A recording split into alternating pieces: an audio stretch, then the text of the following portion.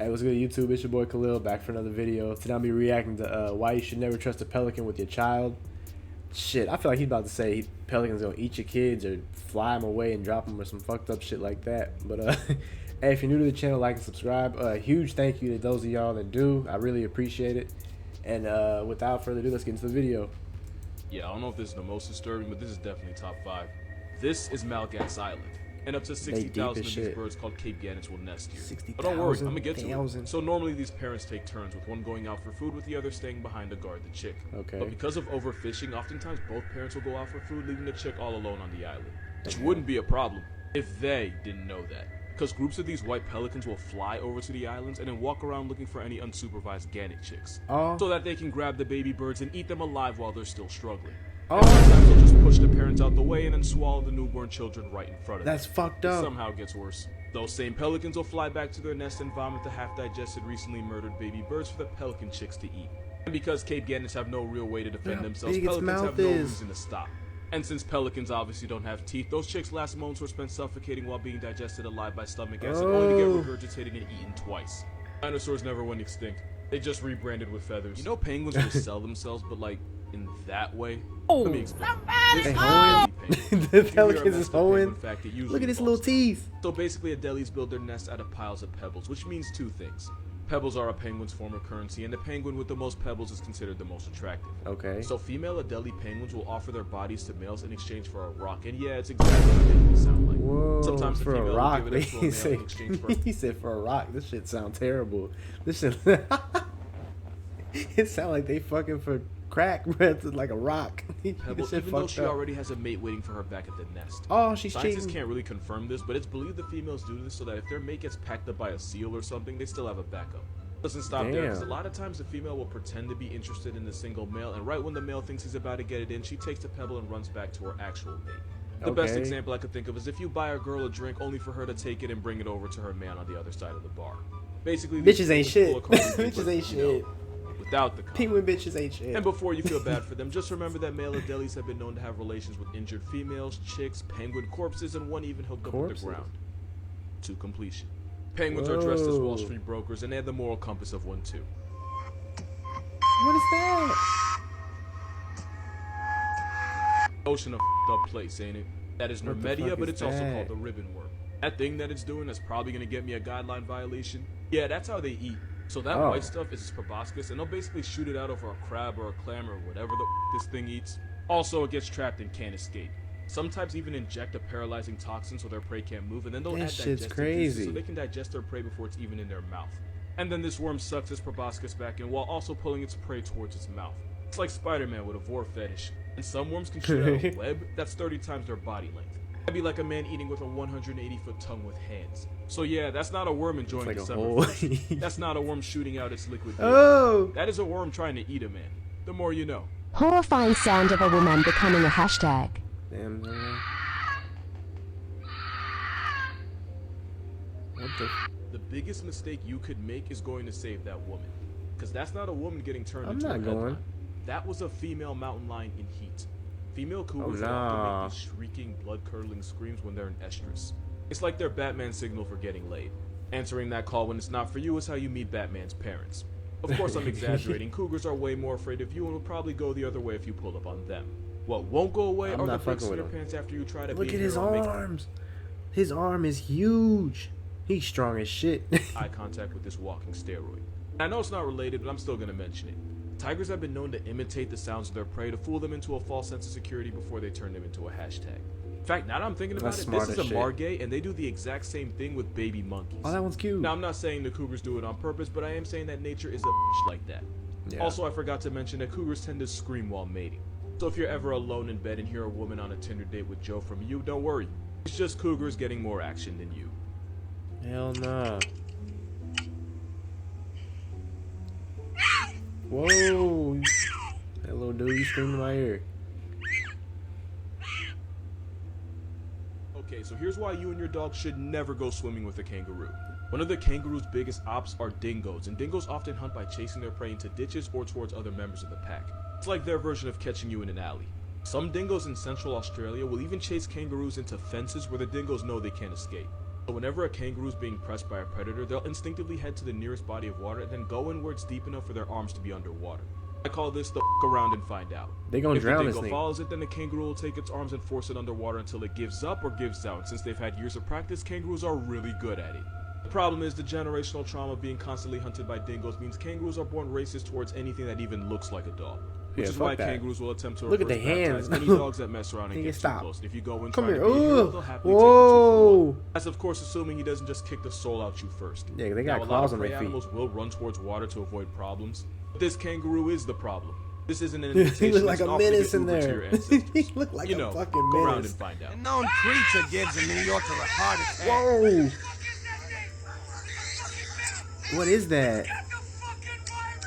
I both It's can not and the cannot fully fucking explain what virus. that is. It's called a colugo, but it's also known as a flying lemur, even though there's somehow 2 lies in that one name. They don't fly, they glide. Since they Whoa. spend most of their lives in their trees, they basically just airdrop themselves from branch to branch. And it's not a lemur. Lemurs are primates, making them related to gorillas, chimps, and us. But this thing isn't a primate. Whoever named it Look would at probably that. name Big it ol' Asian eyes. You space. fall for it. This They thing use that going- stretchy membrane called Ugh. a to glide He over look squirrels, and they gross. can travel 650 feet without stopping. That's 200 Look at meters. his face. He like, nigga, put me down. Look at his face. This shit looks so gross. It's like a living fucking chicken wing. Or a little bit less than 2 football fields. But it's not a flying squirrel. There was a time people thought they were just God's rough draft of a bat, but colugos aren't related to bats either. And if you look at the order they're in, Dermoptera, they're the only living members. It's like pulling up to a family reunion and finding out you're the only one left. Damn. And because their entire personality involves flying, they're too slow and awkward to survive on the ground. And for an animal that lives in the trees, they're pretty mid-climbers. They're so bad at life that being nocturnal is probably the only thing keeping them alive. Mother colugos They're will carry their mud. babies everywhere for the first 6 months, which Damn. made some people believe it was a marsupial, like some type of deformed air koala. But it's none of those things. So what the is it?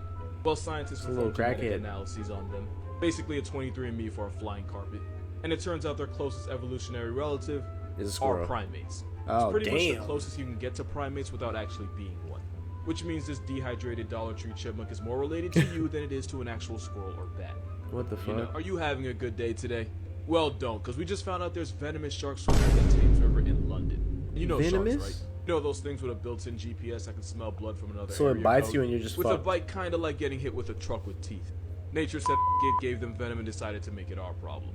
Now, as a rule, you'd normally expect this kind of nonsense from Australia, so the fact that it's in London makes me really think it's God giving us the middle finger. The worst part is we really shouldn't be surprised. Sharks came up Why? while Saturn was single because they're older than its rings, along with most dinosaurs and trees. I'm not even surprised they evolved venom, I'm just surprised it took me this long to find out. Now, to be fair, the sharks are taupe sharks. And taupe sharks are about 6 feet long, 80-something pounds, and they've never been known to attack a human. But they also found venomous a little spur body. dog sharks. And they have venom-producing spines that can cause pain and swelling in humans. So they don't even Apparently, gotta in bite you. 2009, a man was sent to the hospital after one of these sharks allegedly impaled his forearm with a spine. And there's even more venomous sharks out there, like the dogfish and smoothhounds. Now, the chances of a venomous shark being in your Smoothhounds. I obituary never are heard of that. very, very low. You're actually more likely to get turned into a hashtag by a vending machine or a very pissed off ex. But we can now add sharks to the list of animals that are venomous for no reason. Here's That's why some hanging out bullshit. with flamingos can be really bad for your health, and shout out to this comment for reminding me. Because African lesser flamingos will flock in lakes like Natron in Tanzania. And some of the water they choose to stand in is so toxic that if you tried to wade in it for 2 minutes, it would strip the skin off your legs completely. What the Because fuck? these are soda lakes, and because minerals like sodium carbonate flow into it, the lake ends up becoming overly basic and extremely salty. I hate chemistry, I had to retake it freshman year, and I should be entitled to compensation, so I'm not even finna lecture y'all.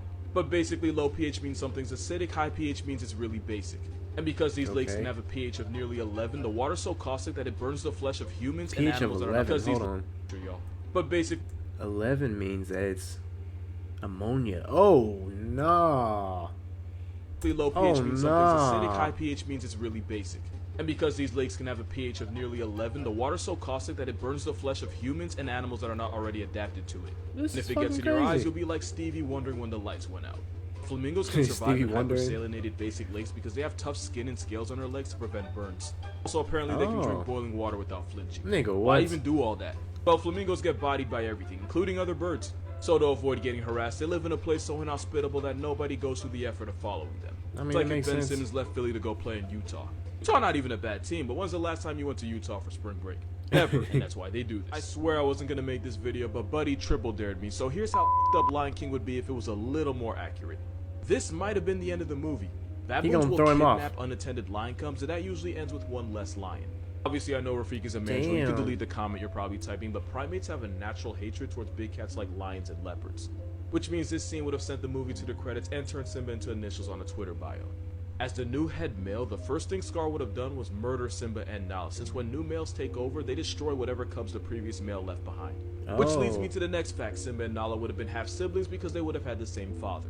Most lion prides only have one male that's allowed to mate. Sometimes the lionesses get something on the side, but typically their options are restricted to one.